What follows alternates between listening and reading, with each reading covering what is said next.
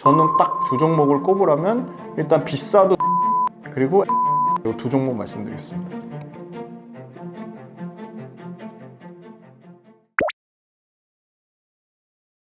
지주사도 소리 소문 없이 지금 평균값이 65%니까 엄청나게 올랐고요. 특히나 뭐 두산 같은 경우는 117%고 두산이 제일 많이 오른 걸로 알지만 하나가 더 많이 올랐습니다. 하나가 235%고요. 이 밑단에 뭐 LS도 91%, CJ도 58% 상당히 많이 올랐고 HD 현대 같은 경우도 48%. 최근에 SK가 좀 주목받고 있는데요. SK 56%고요. 네이버도 지주사입니다. 네이버 하나에 다 모든 사업부가 다 돼 있기 때문에 네이버도 한 31% 올랐다. 그래서 지주사 수익률 굉장히 견조하고요. 물론 지주사 평균값이 최고점 대비 하락률은 37%로 지주사도 아직 최고점 대비 룸은 좀 많이 남아있다. 그나마 두산하고 하나만 20% 미만입니다. LS도 20% 미만이네요. 이런 것들은 신고가 영역에 있기 때문에 좀 쉬어가는 구간이 필요할 수도 있다. HD 현대도 13%니까 사실은 두산 하나에 비해서는 HD 현대는 48%밖에 못 올랐는데 그래도 최근에 신고가 영역에 있다는 거고요. 그러면 지주사 관련돼서 순수 지주회사, 그 자회사들의 어떤 그 브랜드 로열티만 받는 회사를 투자할 거냐, 아니면 자체 사업을 갖고 있는데 자체 사업이 엄청나게 탄탄한, 아까 예를 들어 두산 전자비즈 말씀드렸죠. 두산 같은 회사를 투자할 거냐, 그 측면을 나눠서 보시면 좋을 것 같은데, 저는 여전히 자체 사업을 탄탄하게 갖고 있는 그 사업형 지주사들이라고 합니다. 순수 지주사라고 보기에는 이런 CJ 같은 회사들, GS 같은 회사들 있고, 자체 사업이 없는 회사들. 물론 CJ도 비상장사 올리브영을 갖고 있죠. 근데 뭐 올리브영 상장이 계속 나오죠. 그래서 이렇게 보면 두산 같은 지주사가 상당히 주목을 받을 수 있을 수밖에 없다. 그리고 자회사 중에 가장 똘똘한 모멘텀을 갖고 있는 HD 현대, 조선이 막강하죠. 그 다음에 하나는 뭐가 있죠? 그러니까 하나가 이렇게 주가가 좋을 수 있는 하나는 조선도 잘하고 방산도 잘합니다. 그래서 이렇게 특화된 사업형 지주사와 아니면 자회사들의 비즈니스 모델이 글로벌 메가 트렌드 또는 우리나라에서 제일 잘하는 기업에 속하냐? 그거를 좀 따져보시면 좋을 것 같습니다. 네, 지주사는 코스피가 지금 14배라고 말씀드렸는데 평균값이 지주사 평균이 18배입니다. 뭐 엄청 비싼 건 아니죠. 그런데 내년에 평균 PR이 15배로 떨어지니까 내년에 밸류에이션이 매력적으로 변하는 거고요. 우리 대표적인 지주사들 볼게요. HD 현대가 지금 PER 12배에서 내년에 9배로 떨어지고 두산만 비싸요. 두산은 46배고 내년에 32배니까 상당히 비싼 수준이고 하나도 주가는 엄청 올랐지만 10배에서 9배. 그죠?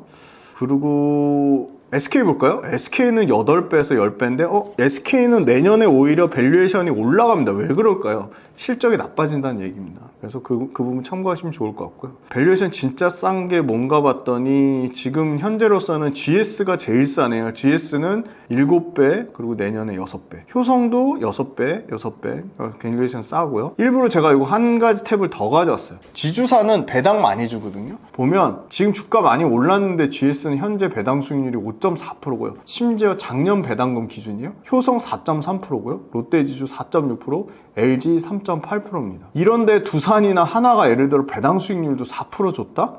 그러면 훨씬 더 주가가 올라갔겠죠. 그런데 이런 데는 배당이 상대적으로 짜니까 주가를 더 올리기에는 어떤 제한 요소로 작용한다. 그렇게 보고 있고요. HD 현대 주가 많이 올랐는데 배당 수익률 3%면 나쁘지 않다. SK도 3.4% 나쁘지 않다. 그렇게 보고 있습니다. 그래서 전반적으로 지주사의 밸류에이션은 주가는 올랐지만 엄청 부담스럽거나 비싼 수준은 아니다. 근데 지주사 내에서도 상대적으로 주가 덜 오른, 그러니까 상대적으로 주가 덜 올랐는데 사업회사 잘하는 기업들이 분명히 있다. 그런 기업들에 좀 주목을 해보자.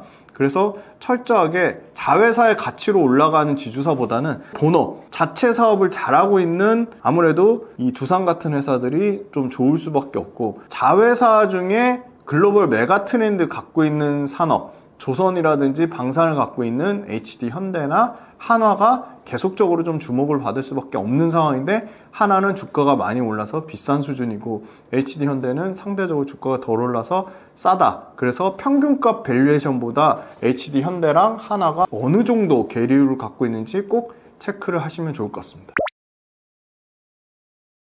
네, 일단 상법 개정 최대 수혜주로 주목을 받고 있고요. 지금 상법 개정안 시행되면 특히 3% 룰이 주목을 받고 있는데, 아마 이 개정안 시행되면 대주주하고 특수관계의 지분을 3%씩 각각 인정하는 게 아니라 합산 방식으로 인정할 것 같아요. 그러면 소액주주랑 대주주의 이해관계가 일치할 것으로 보이고요. 무슨 뭐 소송 남발 때문에 기업 경영이 위축된다, 외국계 투기 자본 때문에 소액주주 행세를 하면서 경영권을 흔들 수 있다. 이거는 선진국의 사례를 보면 이런 사례가 그렇게 있지 않아요. 그러니까 거의 없다고 보시면 되고요. 이건 굉장히 논리 구조가 약하다라고 보고 있고요. 대주주 이익을 오너일과 지분율 높은 지주사는 대주주 이익을 우선을 하는데, 이번 상법 개정으로 소액주주의 의결권 가치는 굉장히 좋아질 것으로 보입니다. 그리고 4월 달에 민주당에서 발의한 이 소득세법 개정안 관련해서 굉장히 중요한데요. 엄청난 상속세를 때려 맞기 때문에 60% 넘는 경영권 승계할 경우 60% 넘는 상속세를 때려 맞기 때문에 이 부분이 다 대주주가 회피하는 거예요. 그런데 배당 성향이 35% 이상인 상장사에서 받는 배당 소득에 한해서 종합과세에서 분리해서 차등세율로 과세하는 게 있어요. 이게 너무 중요하죠. 왜냐면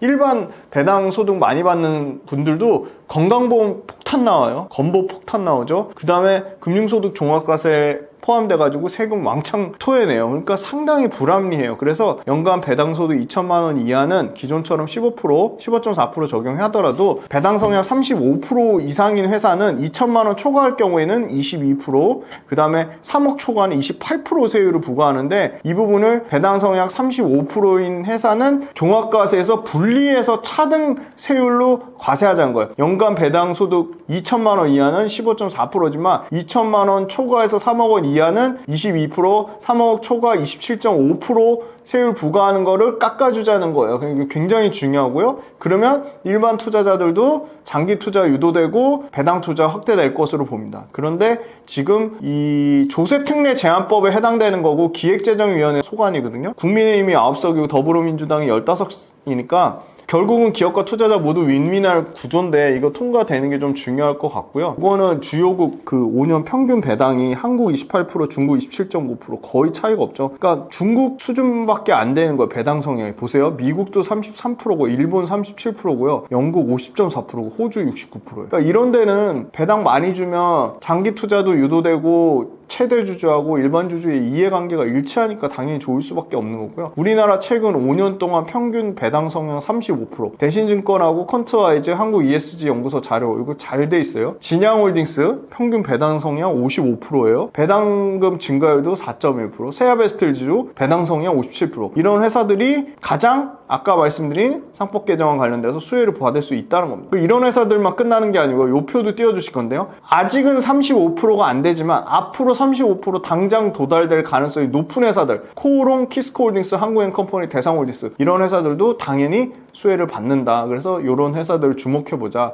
최대주주 지분율이 높은데 배당 성향도 35% 이상 되는 회사들에 관심을 갖자. 이렇게 말씀드리겠습니다.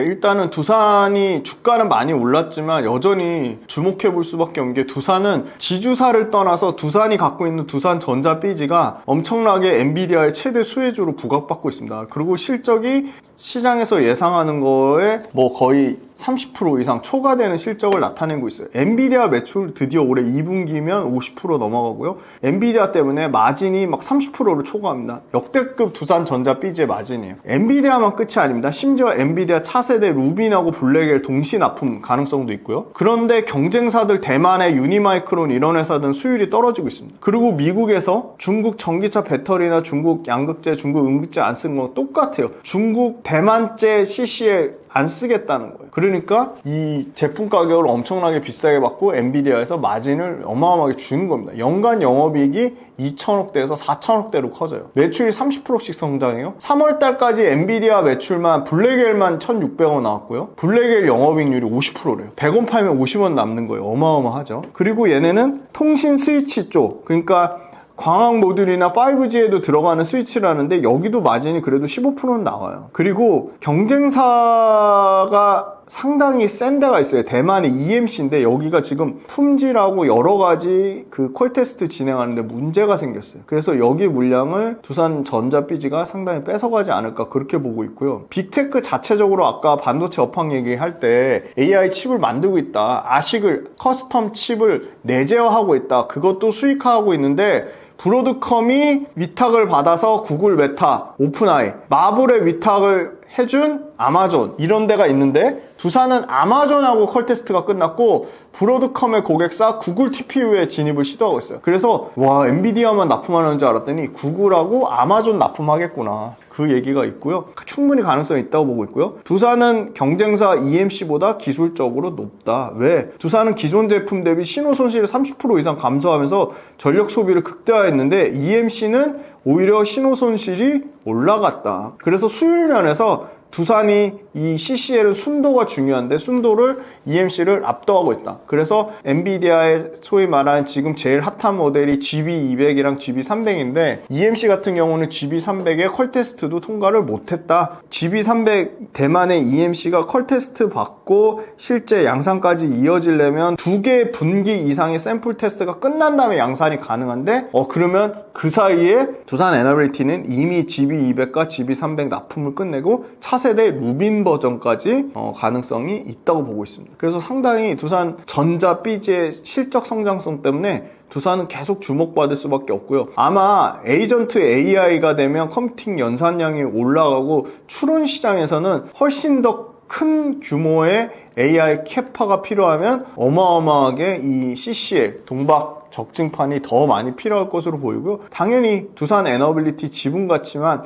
3조 5천억에서 많게는 4조까지 봅니다. 그러니까 두산 에너빌리티 지분가치, 두산 로보틱스의 지분가치의 합산 금액만 5조 가까이 되니까 이 부분 빼고 두산전자 삐지를 예를 들어 PER을 두산전자 삐지의 경쟁사 뭐 대만의 EMC 이런데 25배, 뭐 20배 이상을 주면 그 회사가 1년에 벌어들인 영업이익에다 곱하기 경쟁사들의 PER을 곱하면 시총이 어느 정도인지 나오겠죠. 그러면 상장사 지분가치만 5조가 넘는데 그러면 두산 전자삐지의 가치를 15조로 보냐, 20조로 보냐, 25조로 보냐, 30조로 보냐에 따라 두산 전체 시가총액은 훨씬 더 커질 수 있겠다. 그렇게 보고요. 두산은 8월 달에 아마 MSCI 지수에 편입될 가능성이 아주 높다고 보고 있습니다. 그러면 패시브 글로벌 자금들이 아마 보통 MSCI 지수 편입되면 1000억 이상은 들어오더라고요. 많이 들어오는 데는 뭐 2100억까지 들어올 거라고 보는데 요거 8월 달에 MSCI 지수 편입 유력한 데가 두산 에너빌리티하고 현대 미포조선 그렇게가 지금 가장 유력하고요. 뭐 LIG 넥슨도 얘기 나오고 그래서 이런 거는 수급 측면에서 상당히 긍정적이다. 그래서 이 AI용 MLB 기판 관련돼서 공정 난이도가 계속 올라가고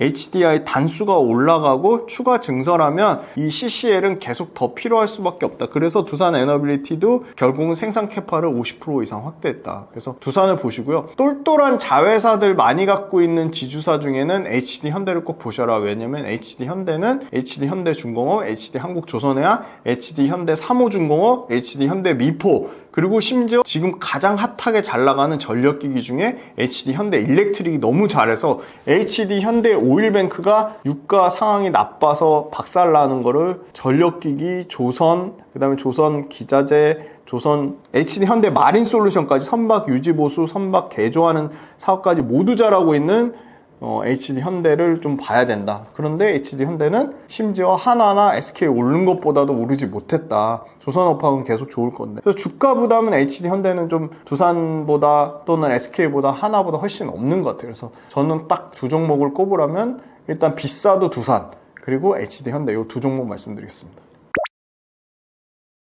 네, 오늘 첫 출연인데 항상 어딜 출연하든 지금 한숨도 못 자고 엄청나게 준비했는데 오늘 뭐 준비한 거에 한 4분의 1 정도 한 것 같아요. 그래서 다음번에도 다음 달이 될지 다다음 달이 될지 모르겠지만 굉장히 적극적으로 나와서 여러 가지 산업들, 우리나라 잘하는 산업들 또 주가의 강력한 모멘텀을 받을 수 있는 좋은 기업들 소개할 기회를 또 주신다고 하니까 다음에 꼭 또 다른 업종들 그리고 또 오늘 다뤘던 조선, 지주사, 반도체, 원전 또 추가적으로 꼭 중요한 변동 상황이 생기면 다음 달에 나와서 업데이트 해드릴 거고요. 저는 구독 모델을 하고 있습니다. 당연히 구독 모델에는 유튜브에서 하지 않는 내용을 다루고요. 구독 모델은 매일매일 제가 그 업황 그리고 산업 그리고 매크로 그리고 기업 그리고 수급 그냥 일목요연하게 정리를 다 해드리거든요. 매일매일 투자 레터를 써서 그걸 보내드리고요. 매일매일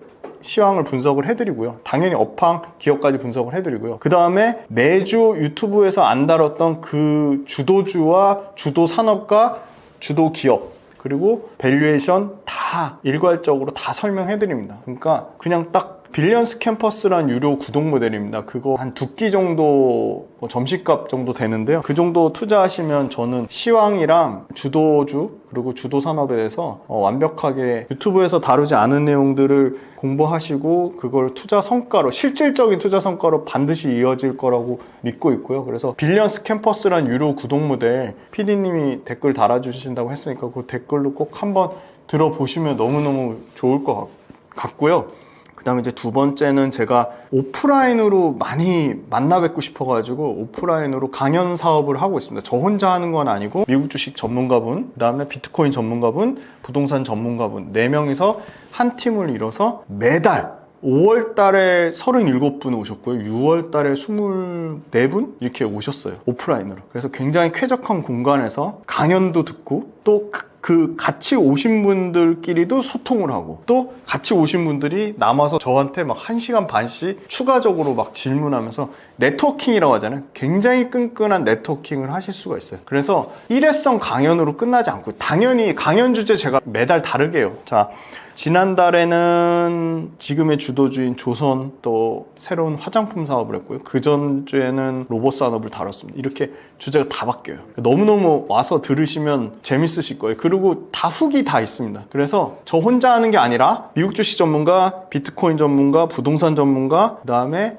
한 국내 주식 전문가 요 4명이 원팀으로 오프라인 강연을 하고 그 다음에 끝나고 그 네트워킹 시간이 너무 중요해요. 필요한 질문 그 강연장 끝나고도 저한테 남아서 1시간 이상씩 질문하시고 그렇게 하실 수 있습니다. 그래서 오프라인 강연 사업하는 거 좀 많이 응원해 주셨으면 좋겠어요. 왜냐면 다 서울에서만 하려고 하거든요. 그래서 제가 먼저 앞서서 지방 어디든 상관없다. 지방 가자. 그래서 이미 5월달 6월달에 서울에서 했고요. 7월달에 부산도 가고 여기 댓글로 지방 어디든 와주세요 하면 거기로 그냥 달려갈 겁니다. 어디든 상관없으니까 면 단위도 상관없고 읍 단위도 상관없습니다. 그래서 저희가 적정 인원 뭐 최소한 20명은 돼야겠죠. 20명 이상만 되면 어디든 갈 거니까 어디든 요청해 주시면 지방 강연 갈 거고요. 서울은 그냥 정해놨어요. 진짜 강남 언주역에 분데스 언주라고 거기에 대한 오신 분들의 만족도가 너무 높아서 분데스 언주에서 매달 토요일날 마지막 주에 계속 강연회 할 겁니다. 그래서 요번에 다시 또 새로 강연회 잡혔어요. 7월 26일날 또 새로운 주도주 발굴을 위한